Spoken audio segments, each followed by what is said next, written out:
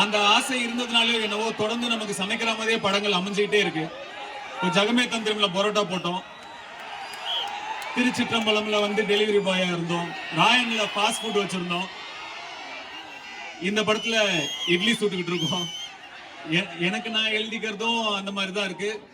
வேற directors approach பண்ணும்போது அந்த மாதிரி அது மேனிஃபெஸ்டேஷன், அதாவது நம்ம என்ன நினைக்கிறோமோ அதுவா நம்ம மாறுறோம். எண்ணம் போல் வாழ்க்கை அப்படின்னு சொல்றீங்க. இளைஞர்கள் வந்து நிச்சயமா மேனிஃபெஸ்ட் பண்ணணும்.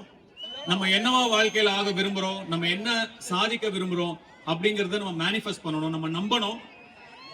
ஆல்ரெடி அது நடந்துட்டா மாதிரி நம்ம நம்பணும். அதுக்காக கடுமையா உழைக்கணும். அப்ப நிச்சயமா யார் வேணா என்ன வேணா சாதிக்கலாம். அதை மெடிடேட் பண்ணுங்க, ஒர்க் அவுட் பண்ணுங்க. இதெல்லாம் வந்து உங்களுடைய கோலுக்கு, நீங்க சாதிக்க நினைக்கிற விஷயங்களுக்கு உங்களுக்கு சீக்கிரமா கூட்டிட்டு போகும்.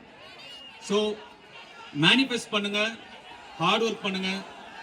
கருத்து சொல்றானேன்னு நினைக்காதீங்க. என் வாழ்க்கையில எனக்கு நடந்தது உங்களுக்கு சொல்றேன்.